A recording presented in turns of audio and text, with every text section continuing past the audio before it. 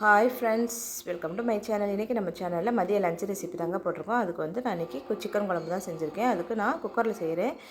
Cooker சூடுபடுத்திட்டு எண்ணெய் ஊற்றிக்கணும். அதே மாதிரி சிக்கனை வந்து நல்லா நான் 2-3 தடவை நல்லா வாஷ் பண்ணிட்டு மஞ்சத்தூள் போட்டு கழுவி வச்சுருக்கேன்.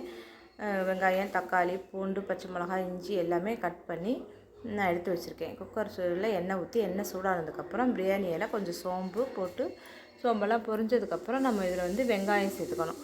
வெங்காயம் சேர்த்து வெங்காயம் வந்து நல்லா கண்ணாடி பதம் வர அளவுக்கு நம்ம நல்லா வெங்காயத்தை பொறுமையாக வதக்கணும். அடுப்பை மீடியம் ஃப்ளேமில் வச்சு வதக்கணும். அதேமாதிரி இது ஃப்ளேவருக்காக ஒரு பச்சை மிளகாய் இல்லை 2 பச்சை மிளகாய் நீங்கள் கண்டிப்பாக போடணும். இந்த ஃப்ளேவர் நமக்கு நல்லாயிருக்கும். அதனால் பச்சை மிளகாய் ஒன்று சேர்த்துருக்கேன். சேர்த்து நம்ம நல்லா மிக்ஸ் பண்ணி விட்டுடணும். நல்லா வதங்கினதுக்கப்புறம் நான் 2 பெரிய சைஸ் தக்காளி கட் பண்ணி எடுத்து வச்சுருக்கேன். அந்த 2 பெரிய சைஸ் தக்காளியும் நான் அதில் சேர்த்து நல்லா வதக்கிக்க போகிறேன்.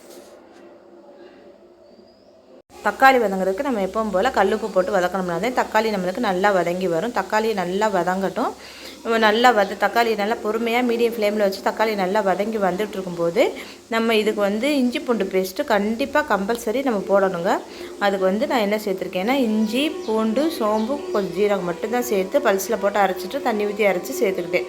சேர்த்து இதனோட பச்சை சுமலும் போகிற அளவுக்கு நல்லா எண்ணெயிலே நம்ம நல்லா இஞ்சி பூண்டு பேஸ்ட்டு நல்லா வதக்கி விடணும். நல்லா வதங்கி வந்ததுக்கப்புறம் நம்ம வந்து சிக்கனை வந்து மஞ்சள் தண்ணியில் தான் போட்டு வச்சுருக்கேன். சிக்கன் மட்டன் என்ன எடுத்தாலும் நான்வெஜ் எது எடுத்தாலுமே வந்து நம்மளுக்கு அதை வந்து மஞ்சத்தூள் போட்டு லாஸ்ட்டாக ஒரு முறை கழுவிட்டு அப்புறம் செய்யுங்க. அந்த மஞ்சத்தூள் போட்டு வச்சுருந்ததுனால அந்த தண்ணியெல்லாம் நல்லா புழிஞ்சிட்டு எடுத்து வச்சுருக்கேன்.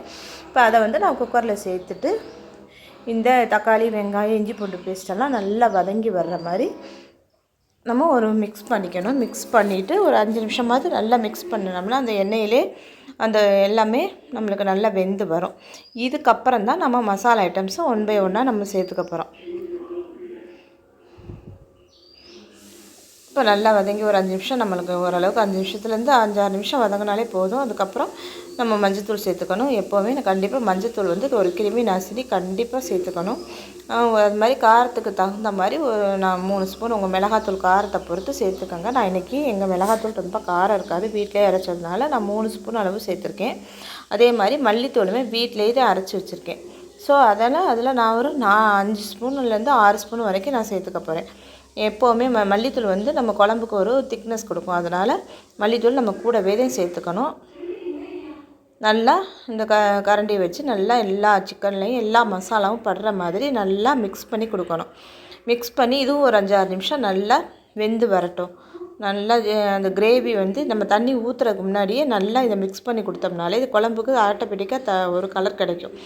நம்ம உடனே தண்ணி ஊற்றினோம்னா அது ஒரு டேஸ்ட்டு. கொஞ்சம் நேரம் இந்த மாதிரி எண்ணெயில் வதங்கினதுக்கப்புறம் எல்லாமே சேர்ந்து மசாலாலாம் எண்ணெயிலே வதங்கினதுக்கப்புறம் இதுக்கப்புறம் தான் நம்ம தண்ணி சேர்க்கணும்.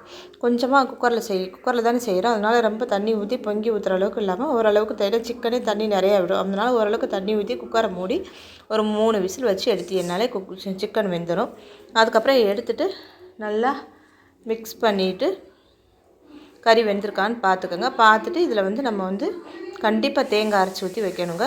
தேங்காய் நான் ஒரு சின்ன தேங்காய் ஒரு மூடி எடுத்து அரைச்சிட்டு நான் சேர்த்துருக்கேன். தேங்காய் மட்டும்தான், வேறு எதுவுமே இதில் சேர்க்கலை. நீங்கள் தேவைப்பட்டுச்சுன்னா இன்னும் திக்னஸ் கொடுக்கணும் அப்படின்னா நீங்கள் முந்திரி பருப்பு கூட நம்ம சேர்த்து மிக்ஸ் பண்ணி அரைச்சிக்கலாம். நான் அதெல்லாம் எதுவுமே சேர்க்கலை, தேங்காய் மட்டும் சேர்த்து நல்லா மிக்ஸ் பண்ணி கொடுத்துட்டு உப்பு பத்தலை, உப்பு கொஞ்சம் போட்டிருக்கேன். போட்டுட்டு நல்லா கொதிக்க விட போகிறேன். கொதித்து வந்ததுக்கப்புறம் இறக்க போயில மல்லித்தலை தூவி இறக்கிட்டோம் அப்படின்னா பார்க்கவே நல்லா எண்ணெய் பிரிஞ்சு குழம்பு எவ்வளோ டேஸ்ட் பார்க்கவே சூப்பராக இருக்குது. பார்த்தீங்களா, நல்லா டேஸ்ட்டும் அதே மாதிரி இருக்கும்.